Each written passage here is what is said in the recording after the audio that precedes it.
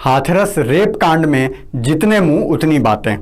पता ही नहीं चल रहा क्या सच है क्या झूठ, कौन सच बोल रहा है कौन झूठ, कितना सच बोल रहा है कितना झूठ। अफवाहों का बाजार गर्म है। मीडिया ने हाथरस में अपनी गाड़ियां खड़ी कर ली हैं।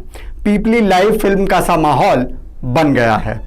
ऐसे में दिवंगत मनीषा की मां का घटना के तुरंत बाद का सबसे पहला बयान सामने आया है, जिसमें वो कह रही है कि रेप तो हुआ ही नहीं। इससे बहुत से सवाल खड़े होते हैं, लेकिन एक सवाल खड़ा होता है भाजपा से भी। सवाल जरा कड़वा है। हेलो एंड नमस्कार मित्रों।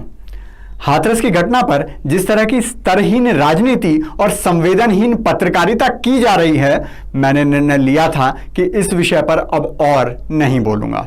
लेकिन जिस तरह इस घटना को देश और खासकर उत्तर प्रदेश को जातीय आधार पर बांटने का षड्यंत्र किया जा रहा है, मुझे इस विषय को उठाना ही पड़ेगा, चाहे वो कितना भी असुविधाजनक क्यों ना हो। सारे मामले में भूमिका कोई उत्तर प्रदेश पुलिस की भी सराहनीय नहीं रही है, और इस फैले हुए रायते में सबसे ज्यादा कसूरवार लोगों में उनका भी नाम शामिल है। किसी संवेदनशील मामले को कैसे नहीं हैंडल करना होता है, ये कोई यूपी पुलिस से सीखे। लेकिन यूपी पुलिस है, उससे और बेहतर की उम्मीद भी कहां की जाती है।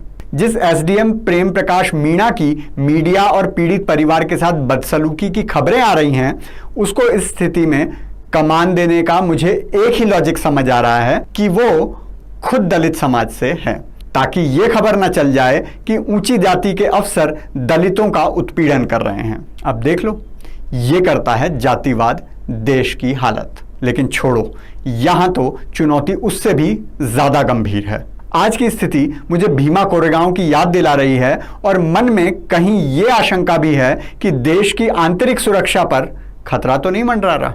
और चाहे ये डर कुछ ज्यादा ही हो, लेकिन जिस जातिवाद के जहर को देश मुश्किल से भुलाकर आगे बढ़ने की सोच रहा था, वो वापस अपना फन उठाता हुआ नजर आ रहा है।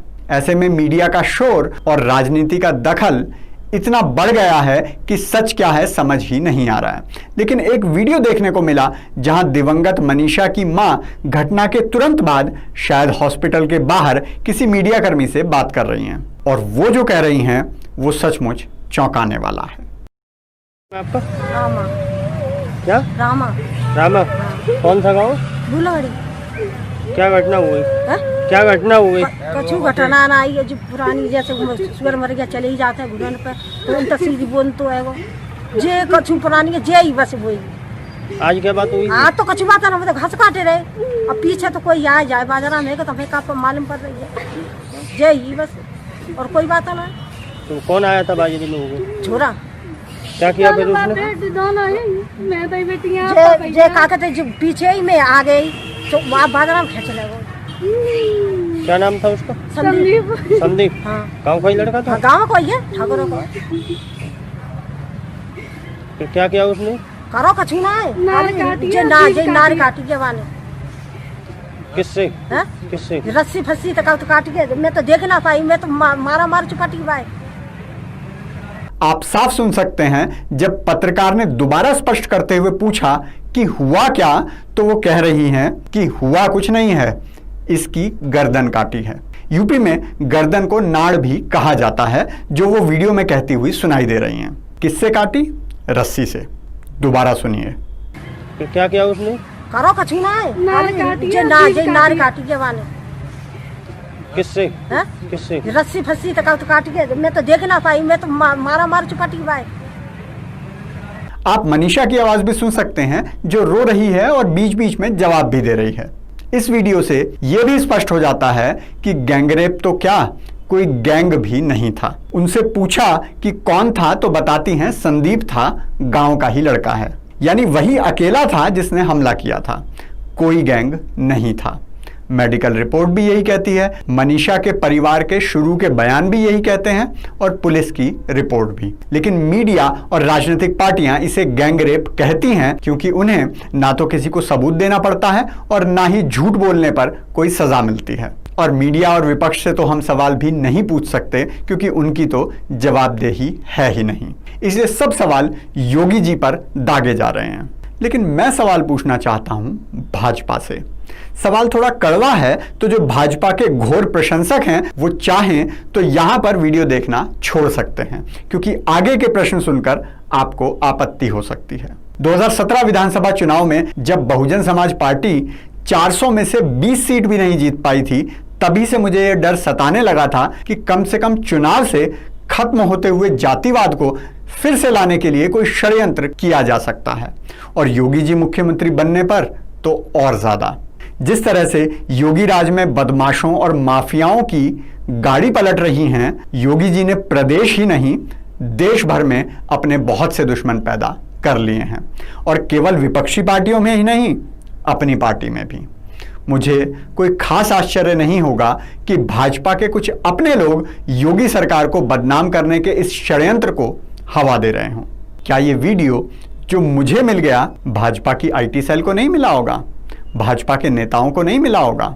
मोदी जी और अमित शाह की चुप्पी इस विषय पर समझ आती है, उनकी संवैधानिक गरिमा के अनुकूल है, लेकिन भाजपा प्रवक्ताओं और नेताओं को यह तथ्य जनता तक पहुंचाने से कौन रोक रहा है? राजस्थान में होने वाली घटनाओं पर ऐसा ही आंदोलन करने से कौन रोक रहा है? एक खबर अभी 2 हफ्ते पहले आई थी जिस पर शोर तो मचना चाहिए था, लेकिन मचा नहीं था। ईज ऑफ डूइंग बिजनेस यानी व्यापार करने की आसानी और माहौल की रैंकिंग में उत्तर प्रदेश देश में दूसरे स्थान पर पहुंच गया है। 2018 में वो 12वें स्थान पर था और 2019 में सीधा 10 अंकों की छलांग लगाकर दूसरा सबसे व्यापार करने लायक राज्य बन गया है, और इसका एक कारण गाड़ियां पलटना भी है। यूपी के साथ साथ योगी जी का ये बढ़ता हुआ ग्राफ शायद भाजपा में कुछ लोगों को हजम नहीं हो रहा था। फिर यूपी में फिल्म सिटी बनाने की घोषणा। आप कहेंगे कि ये तो छोटी सी बात है, लेकिन अगर आप प्रीतिश नंदी जैसे फिल्म वालों के ट्वीट पढ़ेंगे जो लिख रहे हैं कि योगी से सरकार तो संभलती नहीं, फिल्म सिटी क्या बनाएंगे, तो आप समझ सकते हैं कि उनको हाथरस से कितनी राहत मिली है। अब ये आप और हम पर निर्भर करता है, वो पहला व्यक्ति जो यूपी की दशा और दिशा को सुधारने की हिम्मत करता है, स्वतंत्र भारत में पहली बार यूपी में व्यापार का माहौल बनाता है, यूपी को गुंडा राज से मुक्त कराने का बीड़ा उठाता है, उसे मीडिया माफिया की भेंट चढ़ जाने दें या उसके साथ खड़े होकर उसकी ताकत बने। और भाजपा वालों, कुछ थोड़ी बहुत शर्म बची हो तो घर से बाहर निकलो और इस जातिवाद के जहर से उत्तर प्रदेश और देश को बचाओ, जनता को सच से अवगत कराओ।